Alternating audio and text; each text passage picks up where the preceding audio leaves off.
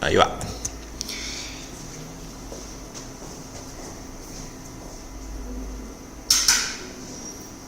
Bien. Vamos a conversar un poco sobre agilidad. Vamos a tratar de dar una introducción a qué es agilidad. ¿Y por qué? Porque eso es lo que vamos a hacer y con lo que vamos a trabajar en este curso. Y es algo que se está usando mucho hoy en día en la industria y que ha dado resultados excelentes. ¿Okay? Entonces yo creo que es muy importante empujar esta estrategia y que ustedes puedan salir de aquí teniendo los conocimientos básicos o necesarios y el fogueo preliminar para después enfrentarse a esto en la industria. Y para transformarse también en agentes de propagación de esto. ¿Okay?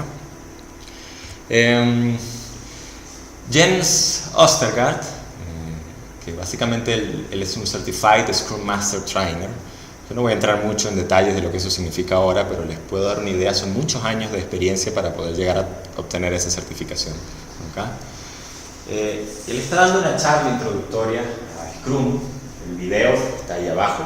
Es genial, es muy bueno, se lo recomiendo en inglés, aunque es un inglés bastante fácil de entender. Y él discute de por qué Scrum, por qué hacer Scrum y por qué introducir Scrum en ciertas compañías es a veces tan difícil. ¿Okay? Entonces él dice un par de cosas al respecto, ¿no? Él dice, hablando sobre el departamento de tecnologías de información, ¿no? de TI, finales de los 70, quizás en los 80, si mal no recuerdo, él menciona, él trabajaba en esto, y él dice, en aquella época la gente no tenía ni idea de lo que eran las tecnologías de información. ¿Okay?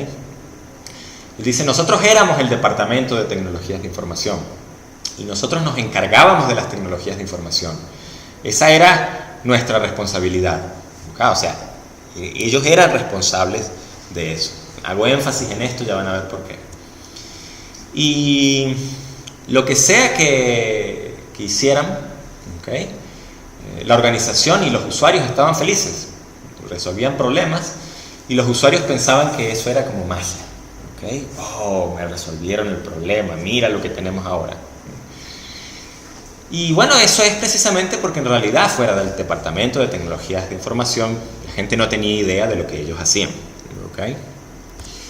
Y entonces recuerdo, dice, cuando vino nuestro primer líder de proyectos en 1989, y nótese, no, líder de proyecto, y dijo, ustedes no pueden hablar con los usuarios, nunca más. O sea, los desarrolladores tienen prohibido hablar con los usuarios, ¿ok? Más nunca. Todo tiene que pasar a través de mí, como líder de proyecto. Yo tengo que tener esa visión global del proyecto, esa vista de helicóptero, ¿ok? ¿Han oído hablar de algo que se llama comando y control? ¿No? El proyecto es mío, yo lo controlo, tú haces lo que yo te digo que hagas. Esa es un poco la visión, ¿ok? Entonces, es curioso, ¿no? Porque fíjense que esto genera problemas de comunicación. No puedes hablar con los usuarios nunca más. Al final del día algo hasta estúpido, ¿ok? Estaba leyendo, ¿saben lo que es? Sí, por supuesto, el LCD, el Liquid Crystal Display, la tecnología con la que están hechos estos monitores, por ejemplo, ¿ok? Bueno, el LCD lo inventó y tuvo sus inicios en una compañía americana que se llama RCA, ¿no? Y RCA, tristemente, no pudo beneficiarse de haber inventado eso, porque hicieron cosas como este tipo, de este tipo. Ellos tenían el equipo de desarrollo de microprocesadores, de microelectrónica, el equipo de LCD, y algún genio gerente dijo, los que están desarrollando los LCD no pueden hablar ni pueden colaborar con estos, y estos no pueden colaborar con aquellos. No sé por qué extraña razón, pero aislaron dos compartimientos, dos cosas que debían estar juntas por naturaleza. Y es algo que tristemente pasa mucho. Entonces, yo tengo que tener la visión global, la vista de helicóptero. Y todo esto, continúa este señor, dice que en cierto sentido se pierde el sentido de la responsabilidad. Porque yo estoy haciendo algo para alguien que no conozco, ¿se dan cuenta? Estoy haciendo un programa, estoy haciendo un producto para alguien que nunca voy a ver en mi vida. ¿Okay? Si ese tipo es infeliz o es feliz o lo que sea, eso no va a tener un impacto en mí como desarrollador de software. Si estoy haciendo su vida más miserable, no lo voy a ver, ¿se dan cuenta? Entonces tomo distancia, pierdo ese sentido de responsabilidad. Y a todo eso se empiezan a añadir más y más procesos, más procedimientos, más burocracia, etc. ¿Okay? Si tienes un problema, envíame una carta y discutimos la carta con un comité y tomamos una decisión, y posiblemente 3 meses después tomemos esa decisión y tú puedas hacer tu trabajo. ¿Se dan cuenta? O sea, es difícil trabajar en un ambiente así, muy difícil. ¿Okay? Y él dice que lo que eso produjo en ese tiempo es menos y menos creatividad, más recetas, decirte cómo hacer tu trabajo, y menos darte el chance de mejorar la forma en que haces tu trabajo, menos darte el chance de crear, de innovar. ¿Okay? Limito la creatividad. Entonces, eso es un concepto y es una visión que hay que tener en cuenta, y sobre todo hay que tener en cuenta hoy en día que el software tiene características tan interesantes y tan dinámicas en la industria, como vamos a ver quizás más adelante. ¿Okay? Y sobre el software, él dice, y yo estoy convencido de esto, de toda la palabra de abajo, ¿no? Hacer software es una cuestión de responsabilidad, de sentirse responsable de lo que uno está haciendo. ¿Okay? Y es una cuestión de pasión. Para mí uno no puede hacer software sin pasión. De nuevo, si no te gusta realmente el trabajo de desarrollo de software, no lo hagas. Te va a ir muy mal. ¿Okay? Realmente muy mal, y tu vida va a ser muy miserable. No lo hagas. ¿Okay? Cuando uno trabaja haciendo desarrollo de software, uno tiene esos días infernales en los que nada funciona como uno quiere. Tiene esas semanas infernales en las que uno dice, me quiero cambiar de carrera. Pero también tiene esos fines de semana en los que uno dice, coño, pero ya va, o sea, a ti te gusta esta porquería. Si no te gustara, no tendrías 12 años haciéndolo. ¿Se dan cuenta de lo que trato de decir? ¿Okay? Entonces es cuestión de pasión. Y es cuestión de valores. Hay tendencias que han tratado de matematizar, estructurar el software, transformar el desarrollo de software en un conjunto de recetas, ¿okay? Procedimientos, etc. Y últimamente las últimas corrientes se han dado cuenta que al hacer eso, hay cosas que funcionan, pero al hacer eso nos olvidamos de los valores fundamentales que tienen que estar detrás del desarrollo de software. ¿Bien? Entonces es importante pensar en esos términos.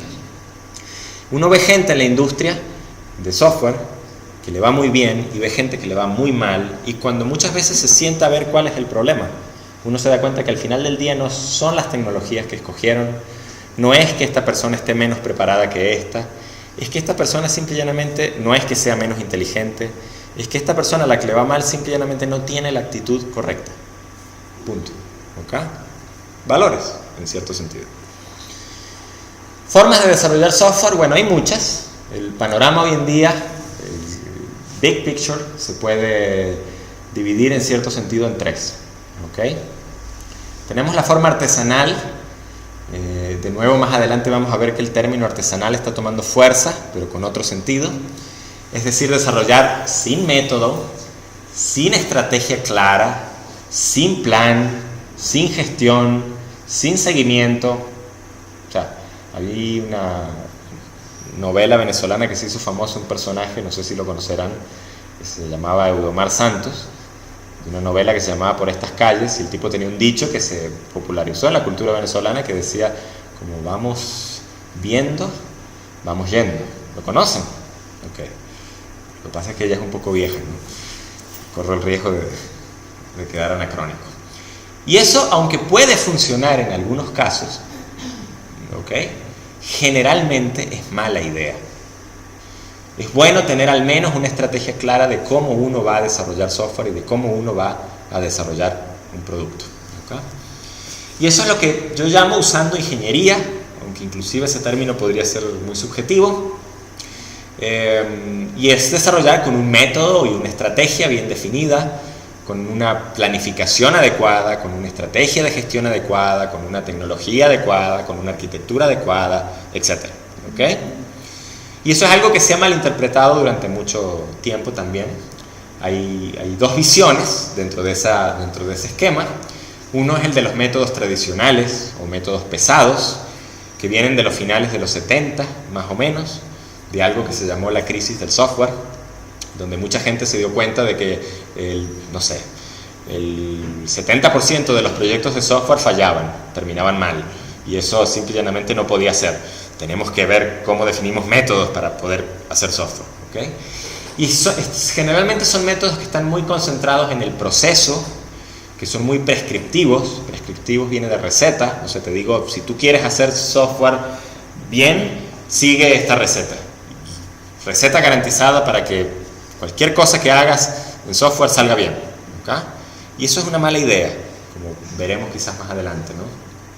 Muy burocráticos, no se puede introducir un cambio al sistema si no me mandas una carta haciendo una presentación del cambio, y entonces esa carta la aprueba tu líder de proyecto, y entonces eso pasa al comité y el comité la aprueba, y entonces después puedes modificar el código y añadir el cambio, ¿okay?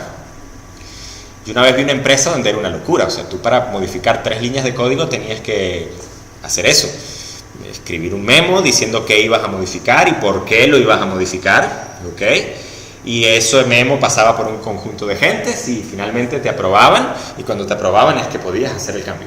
Entonces esta persona me decía, yo paso más tiempo programando jueguitos en consola, como para que digan que estoy haciendo algo, que realmente haciendo mi trabajo, porque propongo un cambio y tengo que esperar esta vuelta. Y como programadores sabemos que propuse el cambio, metí el memo y a lo mejor a los 3 días volví a mirar el código y dije, no, hay un error en lo que propuse, ya no es esto, sino que tiene que ser esto, ¿okay? Entonces, burocracia. Por supuesto, ese es un caso patológico, vamos a estar claros, ¿no? Y habría que sentarse a entender y a ver por qué llegaron a esa situación, pero eso es parte de otra historia. Con planificaciones rígidas, como vamos a ver, este es el plan, y el plan es inmutable, no se debe modificar, debemos asegurarnos de que el plan se cumpla, ¿okay? Y hay toda una tendencia, toda una corriente en este sentido. Y la otra corriente que viene a hacerle contrapeso a esto es el de los métodos ágiles, que están muy concentrados en 2 cosas, muy centrados en el producto, en decir cosas como que el plan realmente no sé si es importante, es más importante el producto. La burocracia no sé si es importante, es más importante el producto, ¿ok? Que se cuestionan y se plantean cosas como que ¿qué significa el éxito en un proyecto? Significa que hagamos esa pregunta, ¿qué es un proyecto exitoso para ustedes? ¿Qué creen que será un proyecto exitoso de software? Ideas. Cumpla sus objetivos. Muy bien, ¿qué es cumplir objetivos? Resolver el problema, satisfacer al cliente, pero ¿en cuánto tiempo? En el tiempo que me lo propuse, con el presupuesto que me lo propuse. Que muchos piensan que eso es un proyecto exitoso, y eso es definitivamente parte del éxito de un proyecto. Pero por ejemplo hay corrientes que hoy en día están tomando en cuenta cosas como que el equipo de desarrollo debería sobrevivir al proyecto. ¿Sí me siguen? No deberían quemarse en el intento de terminar el proyecto. No sirve de nada un proyecto en el que terminamos a tiempo, pero el equipo de desarrollo terminó en el hospital, ¿okay? O el equipo de desarrollo se generaron tantas tensiones que los tipos se odian definitivamente, ¿no? O sea, entonces hay que redefinir un poco ese término éxito, ¿vale? Entonces los métodos ágiles están mucho más concentrados en el producto, mucho más concentrados en esos aspectos humanos y mucho más concentrados en enfrentar el cambio. Porque ¿qué es lo que sucede? Quizás hace algunos años, 70, 80, el cambio no era tan crítico, no era tan rápido. Pero hoy en día los productos cambian de la noche a la mañana. La concepción que tiene la gente de lo que debería ser un software cambia de la noche a la mañana. Entonces tenemos que tener alguna manera de enfrentar esos cambios, ¿okay? Entonces los métodos ágiles se sientan mucho en eso. Hay un proceso clásico, que es el proceso en cascada. Se utiliza todavía, algunos hasta le cambian el nombre para no decir que están utilizando cascada, waterfall. Es interesante para mí desde el punto de vista académico y conceptual, porque nos permite encontrar ciertas categorías en lo que se hace en el desarrollo de software. En la mayoría de los casos no funciona. Bien. Fíjense qué es lo que hace uno. Uno hace definición de requerimientos, o sea, uno trata de entender de qué se trata el producto, o sea, cuál es el problema y cuál es el problema que tengo que resolver. El cliente, por cierto, está involucrado en esa etapa del proceso. Se hacen compromisos iniciales, o sea, el software va a funcionar de tal manera, debe tener una interfaz gráfica, muy distinto a que yo les diga no debe tener una interfaz gráfica, por ejemplo el de los horarios, ¿okay? Después de que yo se supone que entiendo todos los requerimientos, y ojo, todos los requerimientos, no se me debe quedar ninguno por fuera, yo hago el diseño. O sea, yo digo, bueno, ¿cómo voy a resolver este problema? Entonces empiezo a pensar, bueno, voy a tener tal arquitectura, una clase aquí, una clase allá, el componente aquí, el componente allá, estos van a trabajar juntos, y hago los planos del sistema, si lo quieren ver. El equivalente a la ingeniería civil, hago los planos de mi sistema. Después de eso lo implemento. Agarro esos planos, se los doy a un programador, el programador codifica el sistema según los planos, ojo, ¿ok?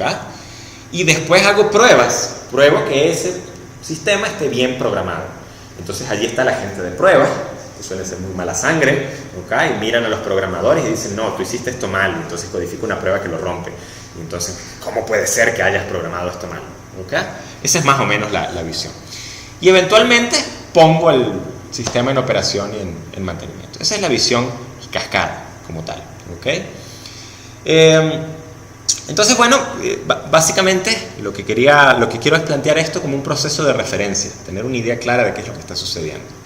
Y fíjense que aquí hay un problema, ¿no? Y es que, ¿qué pasa si, por ejemplo, si a mitad de la programación, de la implementación, el cliente quiere un cambio?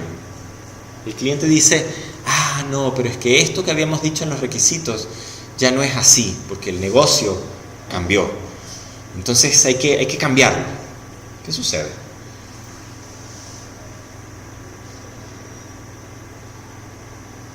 Tengo que pasar de nuevo por todas esas etapas. ¿Okay? O sea, es difícil hacer cambios un poco.